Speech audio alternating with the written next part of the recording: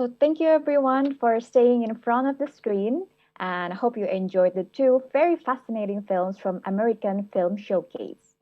Don't go anywhere yet because we are going to enter our next session, the Migration Talk. Jadi jangan kemana-mana karena setelah ini kami akan memulai sesi berikutnya yaitu Migration Talk. We invite all of you to actively participate in the discussion by submitting your questions and comments through Facebook, YouTube, Instagram, and Twitter. Kami mengundang teman-teman semua untuk berpartisipasi aktif dalam diskusi dengan memasukkan pertanyaan atau komentar di akun Facebook, YouTube, Instagram, dan Twitter dari @Amerika. Now, without further ado, I will invite Ms. Dayinta Sekar as the moderator to lead the session. Kak Dayinta, the time is yours. Hello Putri, thank you for the lovely introduction. Ladies and gentlemen, thank you for staying in front of your screen, for watching lovely two short films from American Film Showcase. And I want to say hello to students from Universitas Jenderal Sudirman and also from Universitas Udayana. Hello, thank you for joining us. Before we start, I'd like to invite all of you to actively participate in the discussion. You can submit your questions and comments through @America Facebook, YouTube, Instagram, and Twitter. Jadi untuk teman-teman yang ikut nonton di sini bisa ikutan berpartisipasi ke dalam diskusi lebih aktif, bisa kasih pertanyaan juga, boleh dalam bahasa Inggris maupun bahasa Indonesia, senyamannya teman-teman aja. Oke, before we start, let's get back again a bit to our two short film. Di film yang udah kita tonton tadi, kita menyaksikan kisah gimana how migration can affecting someone's life, and sometimes we need to ponder, we need to like think why I want to move. Like in the second film, we see that the pastry chef want to pursue his dreams, and he moved to Copenhagen, to New York, to be a famous pastry chef. And also the short film showcasing many aspects of decision making when you want to migrate or settling in new environments. So before we start our discussion tonight, we have great three panelists right here. Jadi sebelum kita mulai diskusi, saya mau memperkenalkan dulu ketiga panelis kita yang keren-keren banget nih, yang bakal berbagi pengalaman mereka mengenai migrasi. Karena mereka juga sebelumnya pernah menjadi migran. Oke, first we have Mas Enrico Tambunan. Hello Mas Enrico. Halo, selamat malam. Assalamualaikum semua.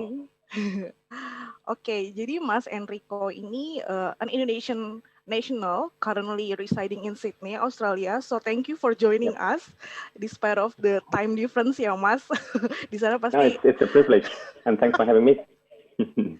Okay, so Mas Enrico is a banker and also a youth worker by passion. He worked in other cities including Jakarta, Shanghai, and Surabaya also. And he moved away to Australia in 2007 with his family. And in the past, he was also engaged or have experience related to international labor sector and involved in the placement of Indonesian migrant workers to South Korea, Cyprus, Malaysia, amongst others. Thank you again, Mas Enrico, for joining us. And the second panelist, we also have Mas Dicky Pelupessy. Hello, Mas Dicky. Hello. He's Selamat malam. Selamat malam, good evening. He is the lecturer at the Faculty of Psychology, University of Indonesia, and he obtained his PhD in Community Psychology from Victoria University, Melbourne. So yes, Mas Dicky himself was a migrant too, right? Because he was studying abroad. And Mas Dicky also the chair of the Crisis Center, Faculty of Psychology, University of Indonesia, and currently is the head of the research group, Social Intervention and Crisis, and also a member of the think tank Olympic Refugee Foundation, a foundation that formed by the International Olympic Committee to provide protection, empowerment through sports activities for children and adolescents who are in vulnerable or crisis situations. Jadi Mas Diki ini punya background di bidang akademik ya, yang pasti udah tahu banget soal sisi-sisi psikologi, dan juga nanti kita bakal ngobrol lebih lanjut gimana pengalaman akademiknya Mas Diki ini related dengan beradaptasi di lingkungan baru. Nah, untuk panelis kita yang terakhir, yaitu kita ada Mbak Gyscha Rendy. Hello Mbak Gyscha Rendy. Thank you so much for having me. Halo semuanya, selamat malam. Good evening Mbak Gyscha. Nah, Mbak Gyscha ini sekarang lagi di Singapura ya kalau nggak salah. Iya.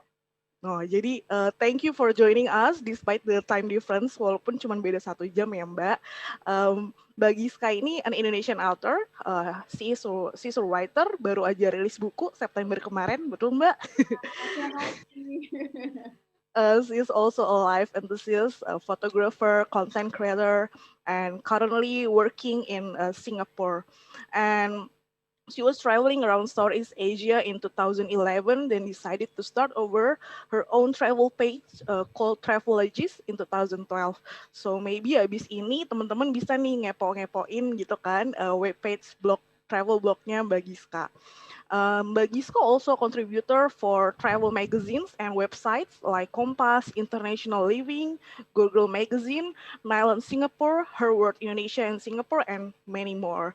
And her passion for entertainment, travel, and creative industry has taken her to more than 40 countries. So Mbak Gyscha udah pergi kemana-mana banyak banget. Jadi nanti buat teman-teman yang mau nanya-nanya lebih lanjut nih ke Mbak Gyscha, Mas Dicky dan juga Mas Enrico bisa kirim pertanyaannya dan komentarnya lewat YouTube, Instagram, Twitter, dan Facebooknya @America juga. Oke, langsung aja let's get started to the questions. Mungkin untuk pertama aku mau nanya dulu ke Mas Enrico dan Mbak Gyscha nih, related to your decision to move away, right? To move away from Indonesia to another country.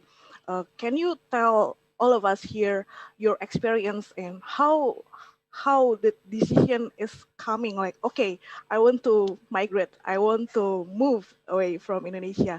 Maybe can start from Mas Enrico first. Like, what is the your process of moving to Australia? All right. Again, thanks for inviting me, and hi again to everyone.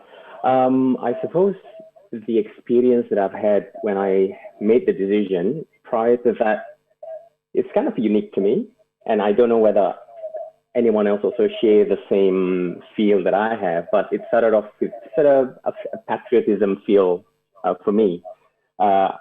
I work, as you said earlier, that I work within the labor and migrant workers and those sort of area, and then I saw how, and this is, everyone knows this, right? If you are working in Indonesia and you've got expats working in Indonesia, it seems like when I see them, what do they have that Indonesians don't have? And I feel like that kind of put my patriotism up, and I think to myself, Indonesians have a lot of good traits. If we were to work overseas and work with these big companies, multinational companies, I'm sure that Indonesian can also compete with them. So that's kind of what kind of started that eagerness to go overseas and work with them. And so that's why I decided to start working in, I'll start working in Sydney at that time, but also work in Shanghai as well, and also a few different cities. But then now I'm in Sydney, working with all these different nationalities, and there where I can kind of, well, it's probably self-fulfillment sort of thing, working with them, and Indonesian working with them, Okay. That's how it started. Oh, wow, cool. Thank you, Mas Enrico. So the patriotism, right? And the confidence, I think that Indonesian migrant workers, all of us Indonesians here, have competitive skills when we are comparing with other people from outside Indonesia, that we can compete to another country too. So, jadi buat teman-teman yang tadi udah mengikuti juga, Mas Enrico pergi ke Australia itu juga awalnya karena ada rasa patriotisme yang tinggi. Oke nih, orang Indonesia juga nggak kalah kok sama orang-orang dari negara lain gitu. Ketika kita mau berkompetisi dan join gitu di perusahaan multinasional, kita juga bisa. Nah, balik lagi nih ke Mbak Gyscha, mungkin bisa share juga awal mulanya Mbak, gimana kayak mau, I want to go abroad and everything. So I knew from a very young age, I've always wanted to work overseas in the creative industry. And so I was 21, I think it was 2008. I had this job offer in Malaysia, actually. And then at the time, I only had $60 in my bank account or something. So, like you're young and you don't have money. And I think it was just this the easiest decision for me, because those kind of great opportunity, they don't come to you every day. And so when they actually landed on my lap, I was like, I just gotta go. And a lot of friends actually, they say, Indonesia is not going anywhere. You're young. I think you just have to take a leap of faith, do it. And then what's the worst case can happen? If you fail, you can always go home and start all over again. So I think really it starts from a dream, curiosity, hard work, and then consistency and persistence, and then eventually you find a way. Yeah. Wow, thank you, Mbak Gyscha. Wow, so Mbak Gyscha decision to, so you first moved to Malaysia first to work, Malaysia. right? Yeah, Okay. Malaysia. So yeah, I think when we are talking about migration, all of us, all of the individual have different reasons, right?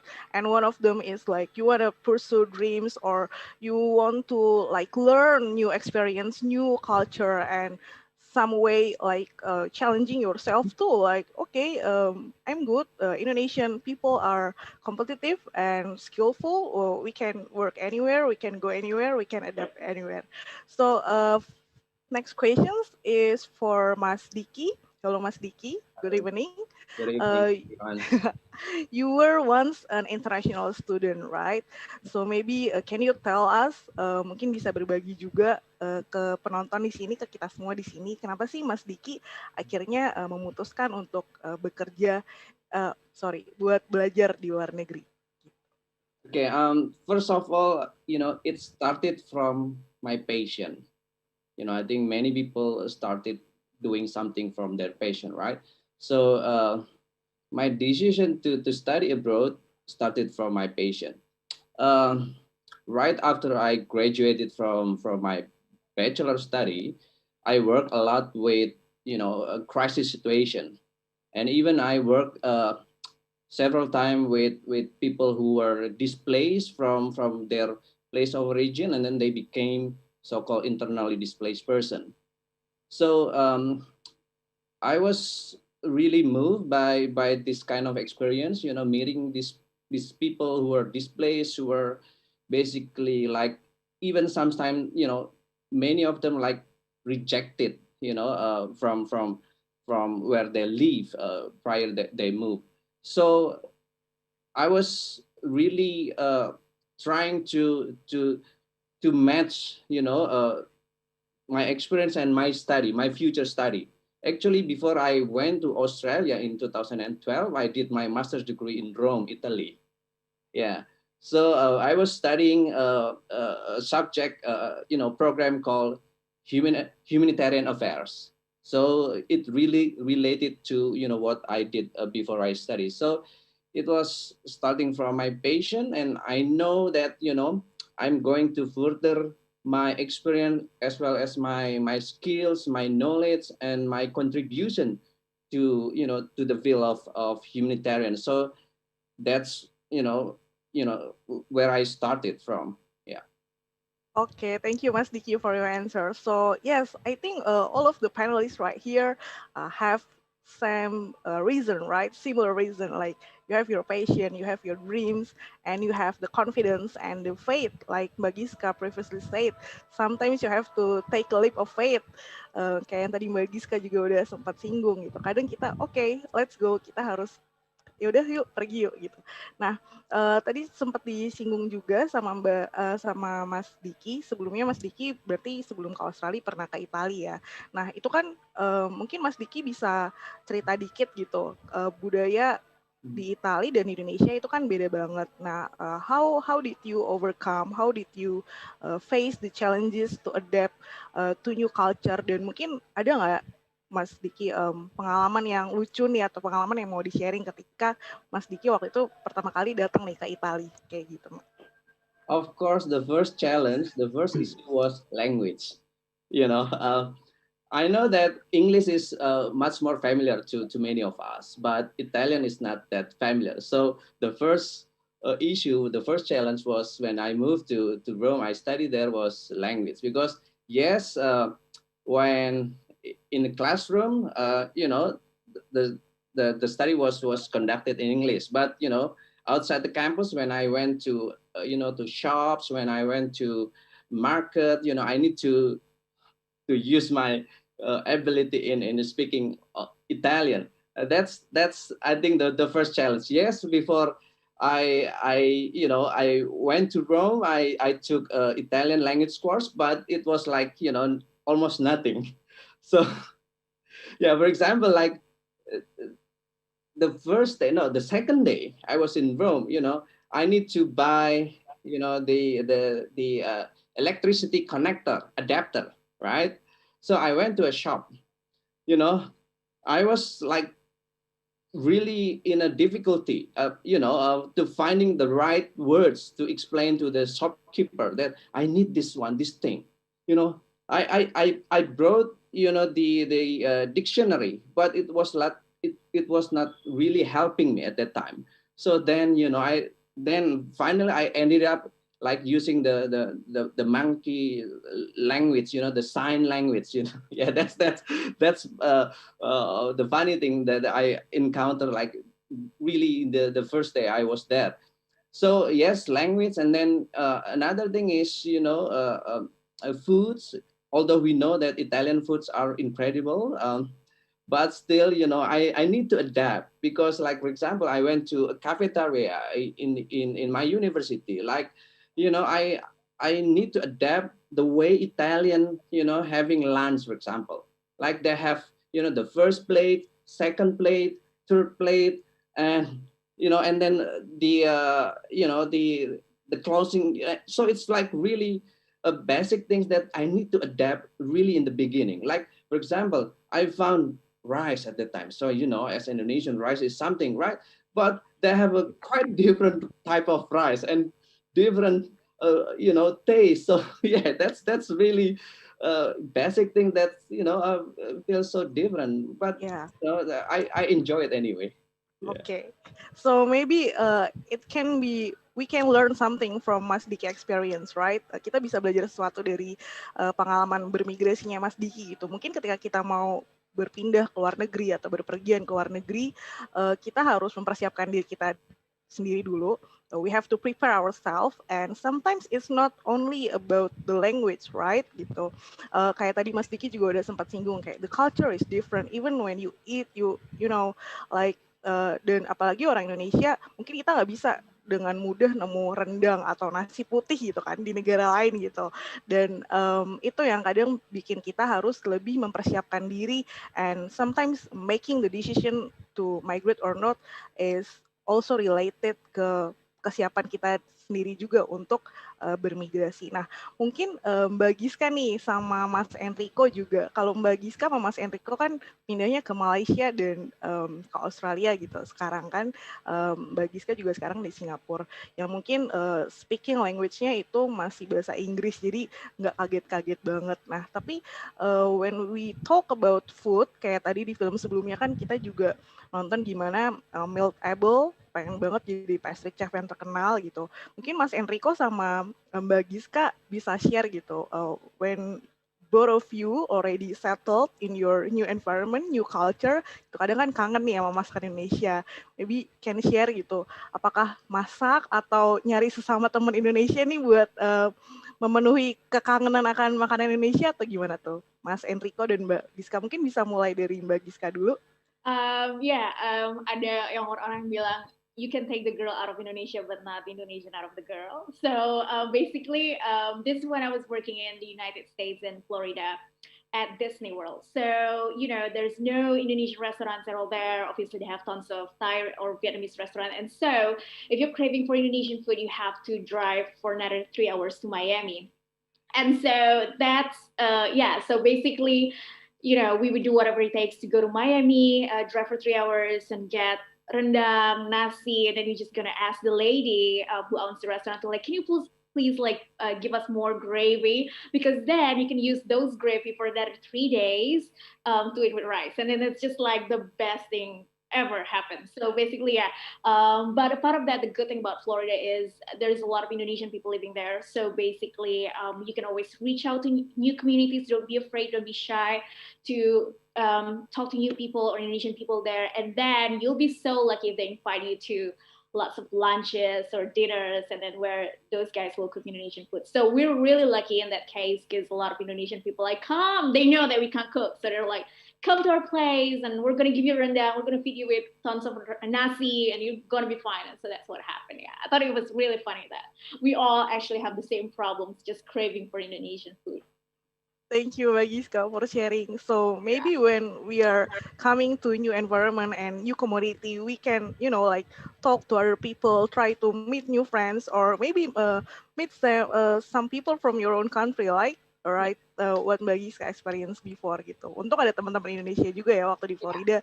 Jadi kalau kangen nasi, kangen makanan Indonesia, bisa banget gitu. Tinggal telepon ya. Bisa ada teman makan barengnya juga. Nah, mungkin buat Mas. Tapi ada community. Oh ya, nggak ada food delivery service, but a call away, an Indonesian friend. Okay, rendang, come here to my house.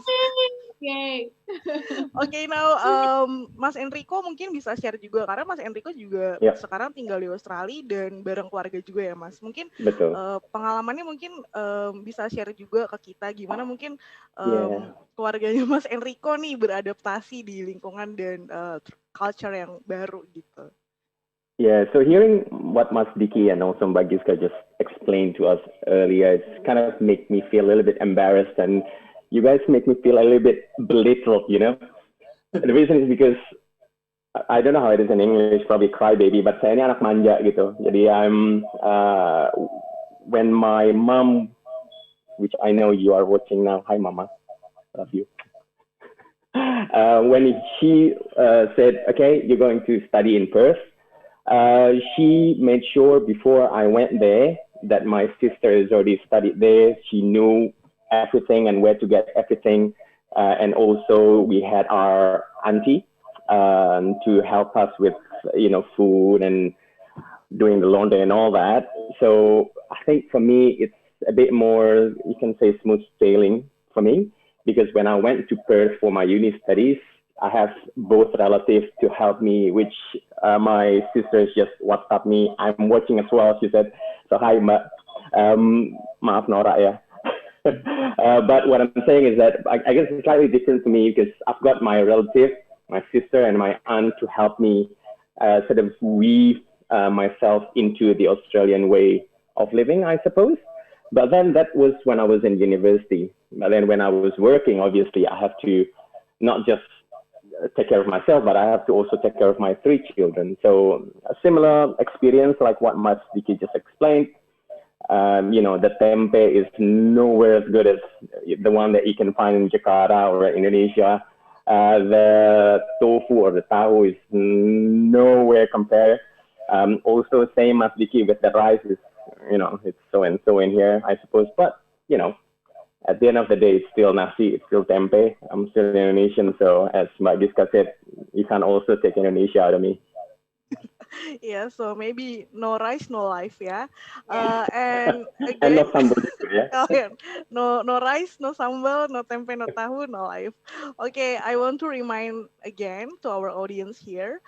Mau mengingatkan lagi buat teman-teman yang nonton di sini bisa mengirimkan pertanyaan atau komentar buat semua panelis di sini via YouTube, Instagram, Twitter, Facebook dan juga web di akunnya @amerika. Nah, kita udah dapat satu pertanyaan nih dari Vandesi.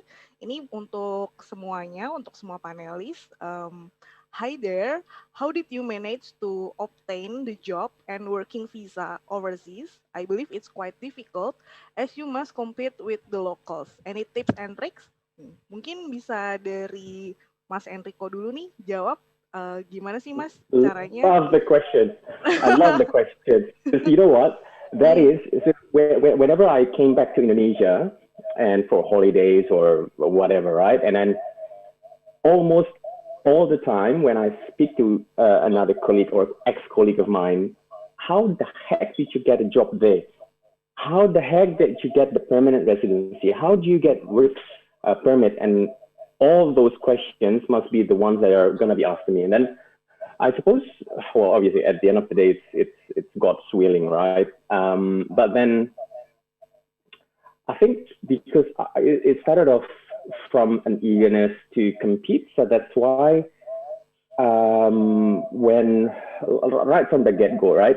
Okay, my goal is to work abroad, Then I looked at the companies and looked at the countries as my target countries. And obviously, Australia came on the top of the list because I graduated from Perth.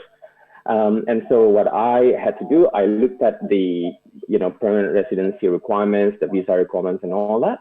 And then I actually went to a few migration agencies. And apologies if this is actually not endorsed by you guys, but I went to them. And then I asked them, how do I get work permit in Australia? Because Australia is one of the countries that is quite hard, I believe, to get work permit for. And then out of that checklist, I started, ticking each one off. Once I've got the work permit, which is to everyone who are watching, the first step that you need to do, pick up your countries or list of top countries that you are wanting to go to, and then you have to look at the requirements, whether you will fit that requirement. Some countries have a limit. Say, for example, I can't remember back in the day, when you surpass 30 years of age in Australia, then the point system in here for giving work permit reduced. So if you are more than a certain age, probably, you won't get that work permit, for example. So essentially, you need to look at that specific country, what are the requirements, and see if you can fulfill. That's the very first step. And obviously, the second step to that is apply for the jobs, right? Some people say, it's not what you know, it's who you know. I don't believe in that, to be honest, because I have applied to all the different companies that I have worked in, and I have applied through emails, applied through LinkedIn, applied through their own websites, and got open the door for me, I suppose. Okay, thank you, Mas Enrico, for sharing your experience in finding the job and preparing to working abroad, right? Like Mas Enrico said before, again, before we are migrating, of course, there are a lot of preparations, like a lot of research that we have to prepare, we have to do, we have to find out which country and what skills that we can offer, right, to another country. And maybe Mbak Gyscha, mungkin bisa share juga nih dari pengalaman Mbak Gyscha gimana? I think for me is know what you want and have faith in yourself. That's first yang paling penting. And so just want to share a little bit story how I got a job in Disney. Basically, it all started with, of course, the dream. I wanted to work in the biggest entertainment company in the world, and then of course it's Disney. And then so what I did was sending cold emails to the vice president of whatever, and then of course maybe like I don't know 50 emails or something, and then they responded to my email, which is like crazy because I never thought they would do that. And so one day they're like, hey, we have this position for you, maybe you want to check it out. And so I did apply, and then the rest is history. So I think the point is don't be afraid to try everything. If you don't know what you want, just be open-minded to try a lot of things and prepare yourself. And I think that's something that I still tell myself every day: prepare yourself. Just like the first time you go into interview, you always want to show or give the best version of yourself. And so obviously preparation, have faith in yourself, and don't be afraid to go above and beyond. And also I think that's it. Really just about prepare yourself. Don't be afraid to contact people and try again. When there's a will, there's a way. So yeah. Oke, thank you Mbak Gyscha for sharing. Jadi buat teman-teman nih di sini yang mungkin pengen coba nih buat bekerja di luar negeri atau punya mimpi kayak, oh gue pengen banget deh nyobain kerja dan tinggal di luar negeri kayak gimana. Dan tadi yang udah sempat di-share juga sama Mas Enrico, sama Mbak Gyscha, banyak-banyak riset, banyak-banyak cari tahu dulu, tanya orang gimana sih caranya, dan balik lagi ketika kita mau bermigrasi atau pergi ke luar negeri, apalagi bekerja, itu kan pasti banyak banget dokumen yang harus disiapin. Nah itu mungkin teman-teman harus lebih teliti lagi ketika baca dokumen dan submit dokumennya juga. Nah, can I just add one more small thing? Okay. Boleh Mas Enrico. If anyone who's watching right now, want to know how do you get jobs specifically in Australia, by all means send me an email or message me or whatever, and I'll be glad to let you know what is the requirements. I think as far as I know anyway, I'm happy to help. Oke, wah Yeah. tuh. Jadi buat teman-teman bisa langsung cek kontaknya Mas Enrico. Nah, after this I wanna ask something to Mas Dicky karena Mas Dicky ini juga punya pengalaman juga bekerja bersama pengungsi juga ya Mas. Nah, mungkin kan Mas Dicky punya background akademik dari sisi psikologi gitu. Mungkin bisa share dikit dari pengalaman bekerja Mas Dicky atau insight dari Mas Dicky apa sih kadang yang membedakan gitu pengalaman bermigrasi untuk pengungsi gitu. Pasti kan mereka juga challenge-nya mungkin sedikit berbeda dari teman-teman lain biasa alamin. Terima kasih, Mbak Dai. Thank you for the questions. So it is really a different context of migrating as students, as international students, as expatriate, and as refugees or asylum seekers even. You know, I would say that like almost all of them, they displaced, they move to other countries because there are reasons that uh, you know mostly that they feel insecure, like because of probably wars, conflicts in their countries, or also some disasters. That these are the reasons that they don't really feel secure in their country, so they decide to move away. That's the way they become refugees or asylum seekers. So when they arrive in in a transit countries like Indonesia, or in a destination countries like Australia, US, or any other countries, it's just different. Um, Sometimes because there are no options to stay in their countries, they must move. So then they face this, of course, differences like languages, foods, and all of that. But also they face that their movement are limited because their status as refugees, as asylum seekers, that makes a difference. you know uh, what does it mean? It means that unlike any other people, I mean, like us, general people, we can feel free in our place. Part of them, but for them, they don't really feel that kind of feeling, free to move, to be really free as a person, as individuals.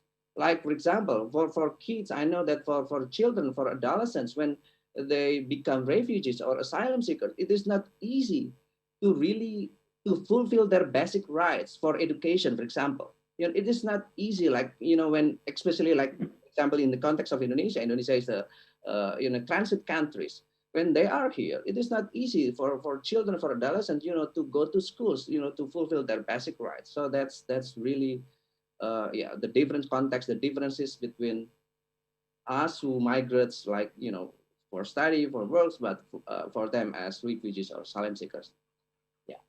Thank you, Mas Diki. So yeah, maybe some of you can check IOM Indonesia social media accounts. We have Instagram, IOM Jakarta, Twitter and Facebook called IOM Indonesia.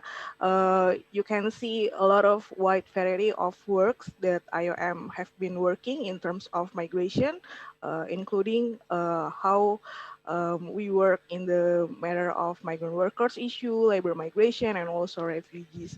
And like Mas Diki said before, yang seperti yang Mas Diki bilang, banyak pengungsi yang terpaksa untuk meninggalkan negaranya karena mereka merasa tidak aman. Jadi mereka berusaha untuk mencari rasa aman di negara lain, dan pasti tantangan yang mereka hadapin itu juga pasti berbeda seperti itu. Nah, ini menyambung tadi yang Mas Diki udah utarakan, kita ada satu pertanyaan yang menarik lagi dari penonton.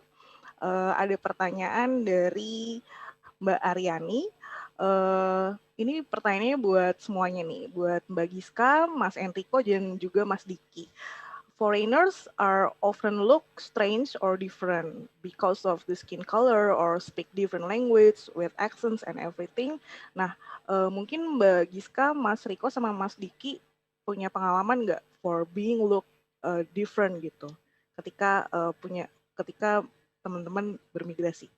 Mungkin dari Mbak Gyscha dulu bisa share.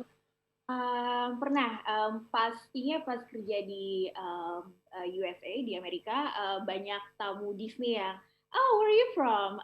Indonesia. Oh, Indonesia. Okay. Like it's just something so different for them, and then they have like lots of questions, and I think it's really interesting to share about your culture, about yourself, about what you're doing with Disney. And yeah, so far nggak ada pengalaman negatifnya. It's more like very positive experience. And yeah, it's good to be different. It's good to be unique and share your experience or about Indonesian culture. So yeah. Oke, thank you Mbak Gyscha. Mungkin dari Mas Enrico nih ada pengalaman-pengalaman tertentu?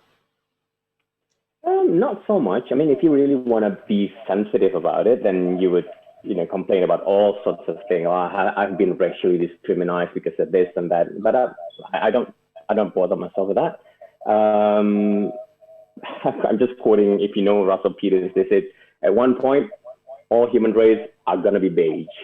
There isn't going to be dark or white or whatever. We're just going to blend in everything. Everyone is just going to be one. I suppose I'm just going to share one funny thing. Because of my name, and there are a lot of, also obviously Australia is kind of country where it is very multicultural. And because of my name, every time I meet someone new at work and through emails only, or through the directory of the company, this guy's name is Enrico. 9 times out of 10, they would expect a Hispanic person. So whenever I meet them, and then they would just gloss over me, and then, hi, it's me, Enrico. Oh, you're Enrico. You're not Spanish. I said, no, I'm Indonesian. I just borrowed the name from Spain, from Hispanic name, but no, I'm Indonesian. I'm 100% Indonesian. So your name like giving another way, right? I think that's I have similar experience too when I was going to Singapore like years ago because of my first name and my last name. The immigration officer was, "Are you Indonesian? Because your name is not really Indonesian." Yeah, I'm Indonesian. Oh, okay. So yeah, I think we have a lot of different and various experience regarding that, and for Mas Dicky yourself, mungkin ada pengalaman juga Mas terkait hal itu? Ya, saya ada satu pengalaman menarik. I have one interesting and positive one experience because Mas Enrico definitely, he barusan sudah banyak cerita tentang Australia. He described a lot. He has many stories about Australia, living in Australia. So jadi saya mau cerita agak lebih ke pengalaman saya di Roma di Itali. So this is a good thing. The first month I stay at the university accommodation. So then I need to find a room. I need to find a kind of accommodation after that. After 1 month in university housing. So in Rome at the time, like when you want to find a room, then you need to apply. Because in my university there are some advertisements like I need someone to I need a roommate, things like that. So I was like, okay, this is quite difficult for me because I'm Asian, I'm foreigners, probably they would not really accept me, right? Because I'm a foreigner, because I really want to stay with Italian, right? The point to study abroad, to live abroad, to live overseas is to really connect with the environment, the culture, and the people, and all of that. So I really wanted to stay to be in a same apartment with Italians. So I was so okay, maybe I would not get one. I would not. So, but apparently, I applied, to be their roommate.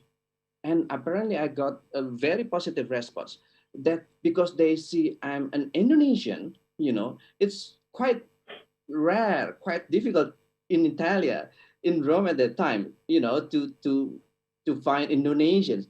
So they really want to have me, because they really want to connect with me. They really want to to know Indonesia, to know Indonesian culture and all of that. So that's really positive. So then it's quite easy for me actually. So the first application, and I got it, and then I shared the department with 4 Italians. So then the good things, then it improved my Italian because I live with Italians, and it improved my skills in cooking spaghetti because I live with Italian. So yeah, so that's the funny thing, the interesting, the positive things that from being foreigners in overseas in yeah. Thank you, Mas Dicky. So maybe when we are going somewhere, going abroad, meeting new people, connect to the new culture, we can exchange something, right? Like we can learn something from the local communities right there, and the local communities also can learn something from us. So maybe Can I ask? it's Can I add a little bit more as well, yeah, of Badai? course, You of know, course. um, just sharing the common, call it the trend where big companies are heading towards. Mhm. In the company that I work for, I work in a company that is quite large. We are the fourth biggest bank in the world. So we have a lot of scrutiny. So, for example, if in my team, if I employ 66% of one gender, I'll be in trouble. And that's not just gender. We have to also accommodate LGBTIQ. Sorry, it becomes very long now. LGBTIQ community has to be within your team. There is a certain percentage that you need to fulfill, as well as the background of the people. So I think we are heading towards a society where race is no longer looked at. Even it's on the flip side now that big companies are looking at the diversity of a team and seeing if your team under you is leading towards, say, for example, I'm just going to call it out, is the big elephant in the room, right? Too many white people in your team, then HR can come to your manager and say, there's no diversity in your team. Why is it more than 66% white people in your team? So, and I think that's a positive trend. Where if the big company are heading towards that, and hopefully the small companies will also follow the same trend. Okay, thank you, Mas Enrico, for sharing your experience. I think the good thing, like the beautiful thing about migration, we have to embrace like diversity, we are Definitely. being unique, and differences make us bond stronger together. And like Mas Dicky previously mentioned that when you meet with different people, different culture, we can learn something and we can exchange. More knowledge, more information, and sometimes connecting with people who are from different backgrounds for us is also enriching our own understanding, about life, about people, and everything. I have questions also for Mas Diki. As you are working closely with migrants and refugees, and we know that a lot of migrants or refugees are like being stereotyped, being stigmatized sometimes when they are living abroad. Maybe you can share what us as the local communities can do to show support to them, like they are welcome right here. Yeah, first of all, they are just like us. They are human beings, right? They are like us. And I, I would say if there is an option to stay, that they feel safe, they feel secure in their country, they would rather to stay, right? But it is circumstances that that really force them to go out from their country. So we need to understand that they are in a difficult situation.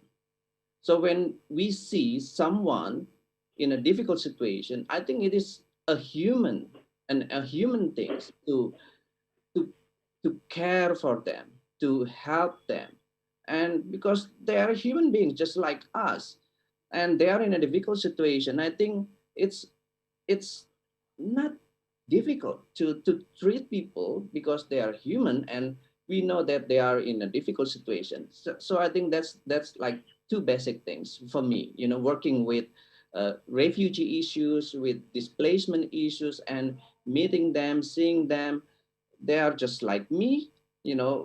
The difference is that they don't feel secure in their own country. They need to move, and we need to embrace them. We need to make them to feel secure, and as much as we can. Yeah. Oke, thank you Mas Dicky. So we have to like embrace them, dan mungkin buat teman-teman di sini ketika kita bertemu dengan migran atau pengungsi, kita harus compassion kali ya, kayak berempati juga dan ngelihat mereka bukan sebagai they are different from me, mereka beda dari saya, tapi kita sama-sama manusia juga kok, sama-sama orang gitu kan. Dan oke, kita bisa belajar apa nih dari satu sama lain.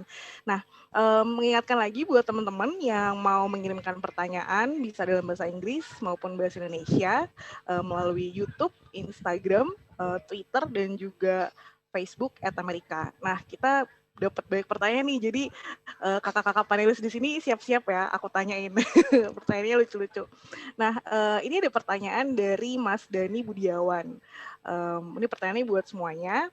For speakers, do you all still want to live somewhere else, or you already happy with the country you live in now? Nah, mungkin buat semua panelis di sini, ada nggak sih pengen tinggal di negara lain gitu, selain yang sekarang udah ditinggalin? Mungkin bisa mulai dari siapa nih? Mbak Gyscha dulu coba.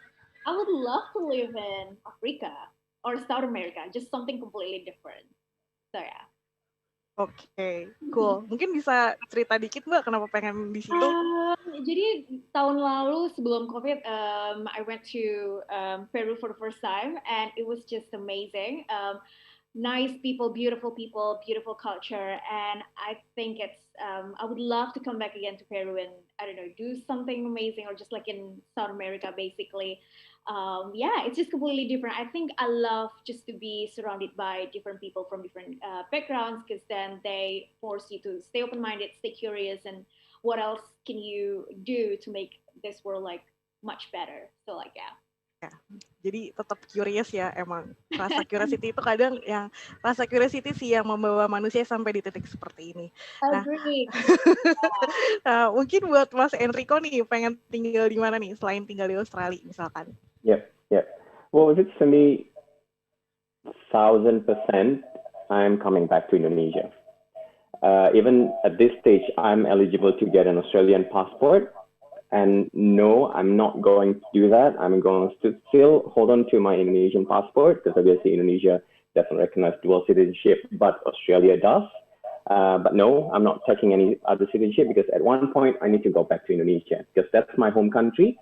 And the goal for me is where I can implement whatever that I have learned in Australia, in the company that I work for, in the culture that I am. What's positive, I can implement in Indonesia. That's kind of my big, hairy goal. But then if you ask me where do I want to be in between, like in midterm, I think my life is my children. So it's whatever is the safest for them, whatever education is best for them, that's where I'll be. And at this stage, until probably they would complete their undergraduate degree, probably, where my eye can see, Australia probably the place to be for them. So until they finish their uni degree, probably we will stay in Australia. And then after that, definitely Indonesia. Oke, thank you Mas Enrico. Jadi mungkin bisa relate juga ya sama dua film sebelumnya, di mana Meet Able yang pengen banget jadi pastry chef itu, dia kan move away from his parents gitu, kayak oke, gue pindah nih. I would put that button as well. Iya, kayak dia harus pindah ke New York, terus ke Copenhagen juga, dan di saat itu dia juga jadi sadar gitu. At that time he realized kayak, oh I think I have to like set I have new like realization about my priorities in life gitu. Mungkin kayak Mas Enrico bilang kayak oke, prioritasnya adalah anak-anak dan keluarga, dan itu juga menjadi salah satu faktor juga sih ketika kita mau bermigrasi atau ketika kita mau berpindah gitu. Bermigrasi kan nggak selalu harus pindah ke luar negeri, karena juga pindah keluar kota pun itu juga tetap dihitung bermigrasi. Nah, kita ada pertanyaan yang masih relate juga sama ini. Tunggu dulu, pertanyaannya adalah What is the hardest thing emotionally of living far from your country and family? Reflecting the feeling from the films that we just watched. Ever feel like when no place is home? Mungkin bisa dijawab dulu nih dari Mas Dicky Yeah. pertanyaannya. Social support.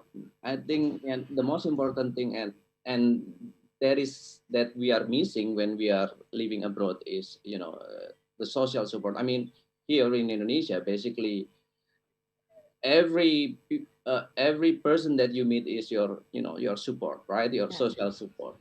But it's a different case when you are living abroad, and that sometimes create feeling of, we know, so-called homesick, right?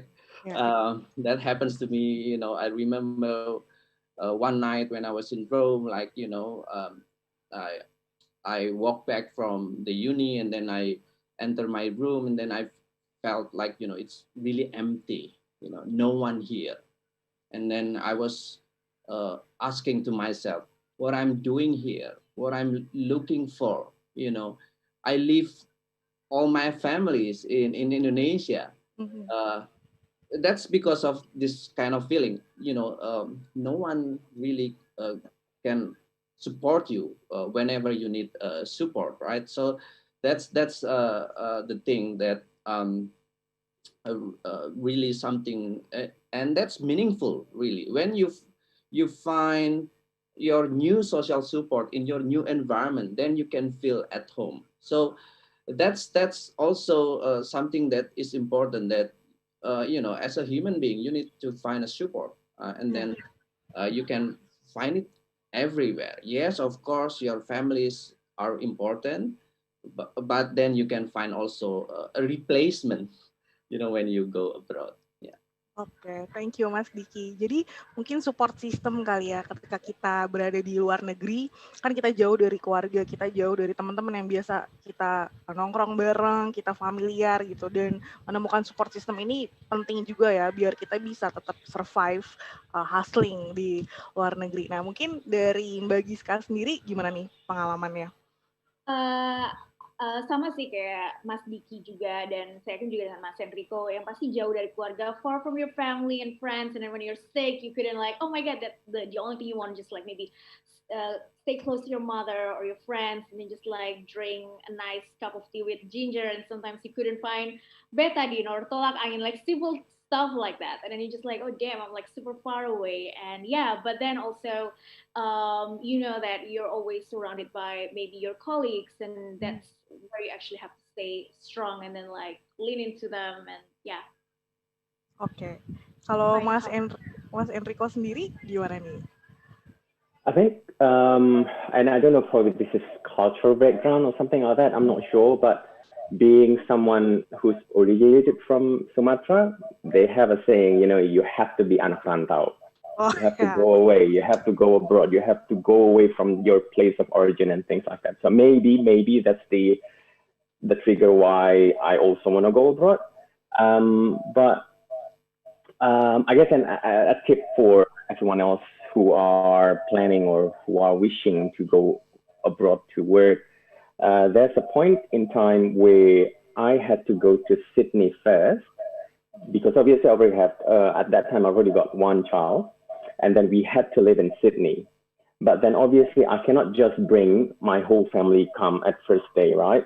So there's a time where I had to come by myself. I have to find a house. I have to find a car. I have to prepare all this before they actually come. And that period without me near to my children is an agony. So I guess I'm sure all children are like that. All children want to be close to their parents, right? So I suppose if you are planning to go overseas, you really need to think about your little ones as well. You have to think about when is best to transition them, because another thing as well. And sorry for being a bit too call it lebay gitu ya. It's okay. When my wife was pregnant with my younger two, my second and my third children, I didn't want her to give birth in Australia because I don't want their place of birth and their passport to be saying Australia, blah blah blah. I want them to still have a place of birth, Jakarta, a place of birth, Indonesia, right? So that's why I had to send my missus back to Jakarta and then give birth, and then after 3 or 6 months, then they would come back to Sydney again. So all that takes a lot of planning. So if you are single, probably you don't have to worry about that if you want to go abroad. But if you have a family, you really need to think thoroughly when it's best to come, what do you need to prepare before they come in, and things like that. Oke, thank you Mas Enrico, Mas Dicky, dan Mbak Gyscha juga. Tadi udah share sedikit, pasti ada homesick, kangen rumah, kangen teman-teman, kangen family juga. So how do you guys cope with that? Like how do you like prepare yourself? How do you face it? How do you cope it? Gimana sih cara mengatasi ketika udah homesick atau kangen banget nih sama Indonesia, sama teman-teman, sama keluarga di sini? Mungkin dari Mas Dicky dulu share bagaimana mengatasi homesickness itu? Yeah, it's really different. Like, when you are talking, you have homesick now, 2020, and you had homesick when I was in Rome, 2004, right? I could only call. No, Zooming like this, no Skyping, no video call, right, at that time. So, of course, when I felt homesick, I called, my family, my wife at the time, she was here in Jakarta, and also my parents. But you need also to find some other ways, to really make yourself at home, and to really make yourself busy, so you can, forget your homesickness. So yes, I need to find friends to have someone, like, I feel comfortable, and because as a human, you need to have someone to talk to, just to be social, right? So that's what I was trying to have, to develop, to build, a circle of friends, a circle of social support, whenever I'm in. So that's what I did. Yes, of course, then I called my families, and then, but I also try to make friends in Rome, and also in Melbourne, when I was in Melbourne. Yeah. Thank you Mas Dicky. Jadi emang beda ya, dulu waktu zamannya Mas Dicky, kita belum familiar banget sama video call dan aplikasi-aplikasi canggih seperti ini. Jadi pasti emang lebih challenging. And keep finding ways to feel like we are home, itu penting banget. And make ourselves busy dengan berbagai kegiatan positif, dan juga cari teman-teman baru. Nah, mungkin untuk Mbak Gyscha sendiri nih bisa share juga gimana coping mechanism-nya ketika homesick? Definitely lots of FaceTime, emails, but also it's important to have the community again. In Disney, we were really lucky to have, I think about, 3 Indonesian people, and then with a bunch of people from different countries in Southeast Asia. And so we would always create like Asian nights where people will cook Asian food, and that's just really give you the kind of comfort you're looking for. And obviously reach out to the Indonesian community in Florida, and whenever you miss Indonesian meals, or just to be surrounded by Indonesian people, you can always go to them, and then you eventually feel a lot better and feel strong again, because this is you decided to go overseas and work abroad. It comes with a consequence that there will be days that you're probably alone in your room and miss home, miss your mom, miss your home cook, etc. But there's also on the other side is you find a lot of inspirations and new people, obviously. Okay, thank you Mbak Gyscha. Jadi emang we have to continuously find our support community in the new environment, karena kan kita juga jauh dari family and friends, dan kadang supportive community yang bisa kita temuin itu juga ngebantu kita banget untuk nemenin di berbagai masa suka maupun duka ya ketika di negara orang lain. Nah, untuk Mas Enrico sendiri gimana nih untuk coping mechanism-nya menghadapi homesickness? Yeah, I think, sorry for sounding a bit cliche, but I think, as they say, right, home is where your heart is. If you know that you are in a place, and what is your goal of being there? Probably must be when he was in Italy or in Melbourne, that he wanted to achieve this master's degree or PhD, or as well as in Gyscha. So when I'm here, I think to myself, why am I here? Why am I doing? Oh, I'm here for the education of my children. And that gives me the energy of staying put and then no longer thinking of, homesick and this and that, because you have a bigger goal that you need to achieve, that you are working towards to. So that's I think that's the biggest thing. But also secondly, when you have the chance, eat and eat and eat when you have a chance, be it eating in Indonesian restaurant or even when you go back to Indonesia, right? You eat as much as you can. Every time I go back to Indonesia, I always put on weight. So this is that. However, then this is also a tip for everyone who has been living abroad and wanting to go back to Indonesia. Please be careful, because every one of my friends, whenever they go back to Indonesia and they eat all sorts of food, even from the food stalls, by the streets and all that, usually our stomach become a little bit different, in terms of the susceptibility to, all the bugs and the germs and all that. So it takes a few days before our stomach can actually take on that. So if you have been living for some time abroad and you want to go back to Indonesia, just be careful with what you eat. Give it a few days before you eat all those nasty stuff. Nasty but delicious. Okay, can I add something? Yeah, of course, Mas When I was Dicky. in Melbourne, especially, because I was living for 4.5 years in Melbourne. So, Mas Enrico, when he came back to Jakarta, eat and eat and eat. So, yes, true, eat and eat and eat. Plus, for me, massage, pijat. Oh, yeah, benar. It's cheaper here and it's lebih enak, lebih nyaman. It's more comfortable, to have a massage pijat here in Indonesia than in Australia. Ya, Mas Enrico. Ya pegel-pegelnya tuh kayak Definitely. emang biasanya kalau teknik pijatnya emang mungkin lebih jago Indonesia punya kali ya daripada di luar gitu. So maybe from all the panelists here we can learn that homesickness is something that inevitable. Itu mungkin suatu hal yang kita nggak bisa hindarin, tapi kita harus cari cara how to cope, how to address that issue, and we have to continuously seeking supportive communities dan juga doing positive activities, keep ourselves busy and keep in touch with a lot of our family and friends yang ada di luar atau ada yang di Indonesia. Nah, mungkin aku mau nanya lagi dikit nih sama Mas Dicky, kan Mas Dicky ada background psikologi nih. Nah, apakah emang ada tendensi manusia atau gimana nih when we are living abroad, ketika kita tinggal di luar, apakah kita emang lebih pengen seeking comfort atau mencari kenyamanan dari orang-orang yang kita udah familiar, atau emang lebih oke, kayaknya gue berani nih buat kayak make a new community from a different background, atau gimana? Ya, ini sangat manusiawi ya. It's really natural. When you live outside your country, when basically you are not in your community.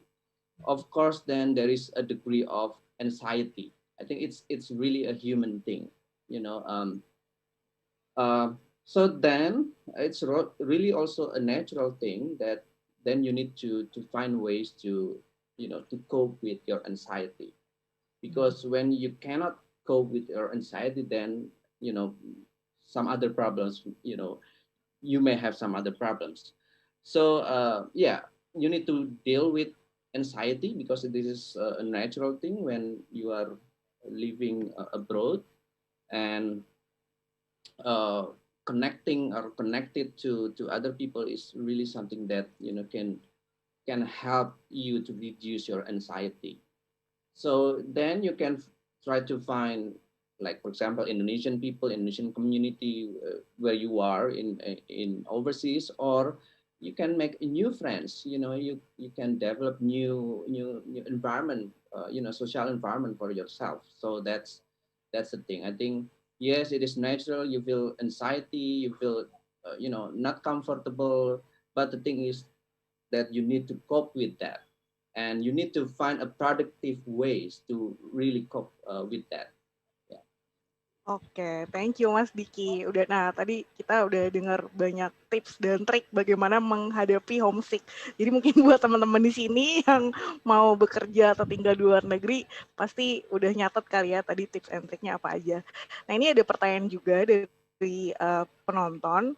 Ini kan teman-teman di sini udah merasakan bagaimana bekerja di luar negeri. Nah mungkin apa sih nilai plusnya bekerja di luar negeri dibandingkan bekerja di luar apa nilai plusnya bekerja di luar negeri dibandingkan bekerja di Indonesia? Mungkin bisa dari Mbak Gyscha dulu share.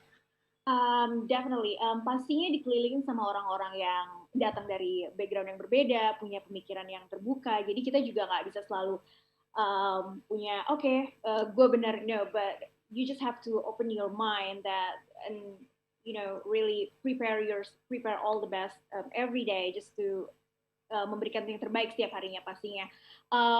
Menerima masukan yang beda-beda, feedback yang beda-beda. I think that's something that's really wonderful, and just because they're so inspiring, and from them you can learn so much, and they can inspire you to even create better and be a better human being. So yeah, that's one thing that what I love about working overseas as well. Oke. Mungkin pengalaman yang didapat di luar negeri, mungkin ketika nanti Mbak Gyscha udah balik ke Indonesia bisa diaplikasikan dan di-share juga buat teman-teman di sini. Yang pada akhirnya Mbak Gyscha juga contribute back to Indonesia. Nah mungkin dari Mas Enrico sendiri, plusnya nih Mas kerja di luar negeri seperti apa? Yeah, so I concur completely what Mbak Gyscha just said. The main thing is for me to learn from this big companies, international companies, biggest countries in the world, biggest companies in the world. And I want to learn from them because if I can have a show of hand, obviously I can't see the audience. One thing that I notice with Indonesians, no one go home from the office at 5 p.m., aka tango. I can be confident in myself, no one does. But you know what? In Australia, people go back home at 4 p.m. Obviously, this is pre-COVID, yeah? At 4 p.m., they've already started packing up. And if I ask them, where are you going? I want to beat the traffic. That's why I'm going an hour earlier. So I'm thinking to myself, here we have Indonesians who are super workaholic, people who are really committed to their work. And we have people who are laid back, you can say laid back, but then they are more productive. So that's one of the things that I really want to learn from them and have that culture, if I can, to implement in Indonesia when I come back to Indonesia. Because it's not, I'm not talking about working hard versus working smart, obviously here, but that, ways of working, that world standard that are being implemented in big companies in the world, I want that to also be used in Indonesia. Because I think by then when I was working in Indonesia, I have a team under me and I always say to my team, go back 5 p.m., go home. And no one actually want to go home. I don't know because I'm still there or whatever, but they don't want to go home. So I want this to be coupled with the culture of also a productive environment, people who are really thinking about the work and life balance and things like that. Okay, thank you Mas Enrico. Jadi mungkin different culture is not only about like eat or something, but also working culture pasti beda juga, dan hal-hal itu yang bisa kita pelajarin dan mungkin bawa lagi balik ke Indonesia when we are going back here.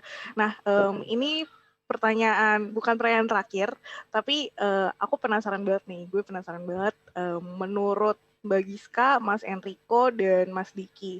Kan kita udah ngobrol banyak banget soal pengalaman teman-teman ketika bermigrasi, mempersiapkan diri, dan ketika beradaptasi juga di luar negeri. Nah, bagaimana sih sebenarnya how migration changed your life? Like, after we have reflected back to our answers and our experience gitu. Mungkin bisa share gimana sih sebenarnya peran migrasi di kehidupan kakak-kakak panelis di sini nih, kayak seberapa besar itu mempengaruhi hidup Anda sekarang. Mungkin bisa dimulai dari Mas Dicky.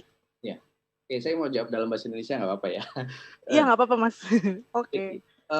Kalau buat saya pribadi, ya, pengalaman imigrasi itu kemudian membantu saya mengenali dunia ini seperti apa sih, ya, the nature of the world that we are living in, gitu ya. Uh, ketika saya ke Roma, itu teman sekelas saya itu dari berbagai macam negara. Ya, ada yang dari Afrika, dari Kongo, ada yang dari Eropa, ada yang dari Amerika, dan kebetulan waktu itu saya satu-satunya yang Asia. Ya, itu baru di ruangan kelas ya. Jadi ini sesuatu yang kemudian saya alami setiap hari ketika di kelas gitu, di kampus gitu. Orang tuh berbeda-beda gitu. Warna kulit iya, yang tampil secara fisik iya, tetapi kemudian ya latar belakang mereka gitu ya. Dan itu juga yang saya alami dari perjalanan-perjalanan saya keluar Indonesia, termasuk ketika saya tinggal di Melbourne ya selama 4,5 tahun itu. I met really different people, different faces, different people with different backgrounds, and they are human beings like us. Ya, jadi itu adalah kehidupan kita, dan ini ya buat saya menumbuhkan, menguatkan keyakinan bahwa kehidupan ini ya seperti apa adanya yang pernah saya temui di mana-mana gitu ya. Very colorful, diverse, diversity, dan ketika saya di Australia, di Melbourne, I was studying in a university, in a campus that is very famous, that very very diverse, and even we have di kampus itu kami punya pernah poster sangat besar, refugees are welcome, gitu ya. Dan ketika saya di kampus saya bekerja di perpustakaan ya, dan saya ketemu banyak orang dari berbagai macam background, dan saya tahu situasi mereka berbeda, kondisi mereka berbeda, dan karena waktu itu saya di kampus di universitas, peran saya adalah membantu mahasiswa yang lain ya, buat saya ini semakin menguatkan bahwa ya I need to be open minded about diversity di dalam kehidupan kita sehari-hari. Itu yang saya rasakan paling kuat sebagai pesan ya, dan yang saya rasakan secara personal dari bermigrasi atau mengalami perjalanan di luar negara kita sendiri. Oke, thank you Mas Dicky. Emang when we go abroad, ketika kita tinggal atau living in another country, kita dapat kesempatan buat embrace culture yang lebih diverse kali ya. Nah itu bikin kita mungkin menjadi manusia yang lebih compassionate juga. Nah, selanjutnya dari Mas Enrico nih mungkin bisa share bagaimana migrasi itu berperan penting atau mengubah hidup Mas Enrico. Yeah, definitely. But again, apologies for sounding very cliche, but when we go into new culture, what is positive, then we can take and we can implement in our own life. What's negative, don't take it, right? So me being exposed to the culture of working in Shanghai, for example, in Perth, for example, in Sydney, and also in different cities, have a lot of impact and influence into my life. But then I still uphold the Indonesian culture and the Indonesian ways of living. Just give you a basic example. Me speaking to my children, I don't speak English with them. I want them to still speak Indonesian, because at one point you're going back to Indonesia. That's why you need to still keep your Indonesian citizenship. With my kids, I put up Indonesian flag in my son's room, so then he knows that you're Indonesian, you are upholding the Indonesian tradition, calling someone older than you Mas, Mbak, calling someone who is my friend Om and Tante. So all this culture, we don't want them to go away. But then what's good about the Australian culture? Yes, take it on. What's good about Indonesian country? Keep it. And even if you see my social media account, my Instagram account, for example, I hardly use English. I almost all the time use Indonesian language as my caption. So that's also how I want to show my children that, hey, we're Indonesian. I'm embracing the beautiful Indonesian culture, and I'm going to uphold that. Ya, jadi mungkin jangan lupa sama akar juga ya, kayak we have to remember our roots, where we are coming from. Living abroad, migrating abroad doesn't mean we are forgetting about our roots terutama bahasa itu juga penting banget. Nah, mungkin buat Mbak Gyscha nih, gilirannya Mbak Gyscha nih, gimana sih migrasi itu mengubah atau punya peran besar dalam kehidupan Mbak Gyscha? Yang jelas bikin saya semakin kuat, semakin humble, semakin kreatif juga, dan semakin penasaran tentunya tentang apa yang ada di sekitar saya. Seperti yang tadi Mas Enrico bilang, ambil yang baik, lupain yang all the negative experience or lessons. So I think definitely made me a better and stronger person in a way and more flexible. Karena kenyataannya adalah orang kebanyakan mikir kalau kerja di luar negeri enak, gajinya dolar, extra. But then the truth is it's really hard. It can be like really hard. Bahkan kerja sampai jam 2 pagi, kadang sampai jam 4 pagi nyelesain sesuatu karena by the time waktu Asia kita tidur, tapi kantor di US bangun, jadi kita mesti something like that. Like, you just have to be flexible and you just can't do like, oh, tapi kan kerjaan gue cuma ini aja. No, but you gotta be like, be flexible, get things done. And so yeah, that's something that they really prepare me to be a better and stronger person in a way. So yeah, it's a good experience, and I think everybody, if this is something that you really want, go for it. Don't be afraid. Don't be shy to just reach out to anybody out there at your dream company, and yeah. Oke, thank you Mbak Gyscha. Jadi dari teman-teman panelis di sini udah jelas kalau migrasi itu giving a big influence in our life, whatever our background is, whatever our motive are, apapun alasan kita, pasti migrasi itu punya life changing power kali ya. Dan migration itself itu juga giving opportunities to a lot of people. Migrasi memberikan banyak kesempatan buat banyak orang, entah itu untuk mencari keamanan, seeking secure, safety life, atau untuk buat ngejar kehidupan yang lebih baik, mengejar dan meraih cita-cita kita. Nah, kita udah ada di penghujung diskusi. We are at the end of the discussion. So once again, thank you Mas Dicky, Mbak Gyscha, Mas Enrico for joining us. Mbak Gyscha dari Singapura dan Mas Enrico dari Sydney. Mas Dicky di mana nih sekarang? Di Bogor. Oh, di Bogor toh. Jadi kita berada di time zone yang cukup berbeda tapi dipersatukan oleh At America dan Global Migration Film Festival. So thank you again, a great discussion that we have. I like to conclude that migration itself is a mega trend issue in 21st century, right? And actually, migration can be traced back.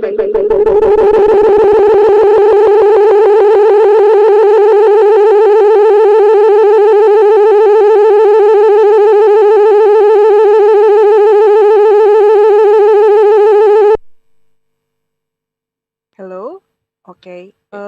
Sorry for the technical glitches right there. So again, migration is something that have a big influence to a lot of people for some reasons, and also migration can be traced back when humans are here on Earth. Karena manusia juga udah bermigrasi dari berjuta-juta tahun yang lalu, and sekarang kita juga tetap melakukan itu. And migration itself has complexity, has a lot of things that we can uncover, a lot of things that we can learn, and the large inflow of migration, whether regular or irregular, also comes with the growth of stereotyping, stigmatizing, xenophobia, and intolerance against migrants and refugees, and another negative perception towards migration itself. Karena emang balik lagi tujuan Global Migration Film Festival sebenarnya juga untuk membuka ruang diskusi terhadap kemungkinan migrasi, karena seringkali migrasi dianggap sebagai suatu hal yang negatif. Padahal banyak hal positif yang bisa kita pelajari, bisa kita dapetin dari migration. Dan tadi juga udah sempat disinggung juga sama Mas Dicky, Mas Enrico, dan Mbak Gyscha gimana pentingnya supportive community, komunitas yang suportif untuk orang-orang yang bermigrasi dan tinggal di luar negeri. Dan itu bisa refleksi balik juga ke kita how we can embrace migrants and also refugees in our neighborhood, in our local community, to embrace them without any stigmatization and also discrimination. Because after all, we are humans, right? We are the same. And again, about homesickness, tadi kita sempat juga menyinggung soal homesick. Itu suatu hal yang nggak bisa dielakkan, nggak bisa dihindari. Tapi gimana kita harus coping dengan itu melalui berbagai cara yang positif, cari teman baru, cari komunitas yang suportif, dan juga tetap stay in touch dengan keluarga dan teman-teman yang ada di rumah. Apalagi sekarang teknologi sudah bisa mengakomodasi kita semua untuk itu. Okay, once again, thank you Mas Enrico, Mas Dicky, and also Mbak Gyscha. And also thank you at America for hosting the Global Migration Film Festival. Abis ini, don't forget to follow at America social media accounts, of course, on Twitter, Instagram, Facebook, Instagram, YouTube, Facebook, all of the social media accounts that you have, and also follow IOM Indonesia social media accounts. We have on Instagram, it's called IOM Jakarta, and on Twitter and Facebook, we have IOM Indonesia. So once again, thank you. I hope the films and also the discussion can enrich your knowledge and insight about migration. Putri, over to you. Thank you. Thank you, Kak Dainta. And thank you also for the great panelists for the very lively discussion. And also thank you for the audience here. And thank you so much for staying with us until this late. We have finally come to the end of tonight's program. But before we say goodbye, I would like to invite all of you to fill out our survey. So we're sharing you the link on Facebook, YouTube, Instagram, and Twitter also. Please go to bit.ly/survey GMFF 2020, all in capital. Jadi untuk teman-teman boleh tolong mengisi survei yang linknya akan kita taruh di Facebook, YouTube, Instagram, dan Twitter. Linknya bit.ly atau survei GMFF 2020, semuanya dengan menggunakan huruf kapital. Dan bagi teman-teman yang beruntung nanti akan bisa mendapatkan eksklusif merchandise dari GMFF. So if you're lucky, you will receive our GMFF exclusive merchandise. So I sincerely hope that you enjoyed tonight's program. Thank you so much. And don't forget that Global Migration Film Festival will be back next week on Friday, December 18th from 6:30 p.m. to 8:30 p.m. Jadi minggu depan kita masih ada rangkaian Global Migration Film Festival lagi di hari Jumat tanggal 18 Desember jam 6:30 sampai 8:30 malam waktu Indonesia bagian Barat. Dan film yang akan kita putar adalah Women's Country. Jadi, so the film that we will screen is Women's Country, and it will also be followed with discussion on reimagining human mobility, the meaning of home. So if you're interested to watch next week's screening, please go to AdAmerica's website, www.adamerica.or.id, and then on the page you will find the page to the registration link. Because for next week's screening, you have to register first before watching the film. So once again, thank you so much. And on behalf of IOM, I would like to once again extend our gratitude to the audience, to AdAmerica, to Info Screening, to the United Nations Communications Group in Indonesia, and to everyone who has made this event possible. So thank you, and over to you, AdAmerica. Thank you, Mbak Putri, for the closing remarks, and also for our moderators and speakers. Thank you very much for the discussion. And earlier in the event, I asked you guys an icebreaker question. And the question is, true or false? Global Migration Film Festival only invites professional filmmakers to submit their films. And the correct answer is false. Professional and emerging filmmakers are invited to submit their films about the migrant experience. Congratulations to Bondan Suratno from Facebook for getting the answer correct. And if you would like to participate in more quizzes, we will have more quizzes in the next episode of AdAmerica TV, so stay tuned. And now you might be wondering, how can you develop an awesome idea for a place like this? Well, wonder no more. You can come straight to our website at www.atmerica.or.id, click Create an Event, and click Collaborate with us and submit your proposal there. All proposals will be reviewed, and your event might just end up here very soon. And while you're on our website, don't forget to subscribe to our newsletter so you can receive information about our upcoming events sent straight to your inbox. Well, folks, this has been Global Migration Film Festival 2020. Don't forget to follow us on all of our social media accounts, Twitter, Instagram, Facebook, and also subscribe to our YouTube channel. And this has been fun. Don't forget to tune in to the next Ad America TV episode. Goodbye, everybody.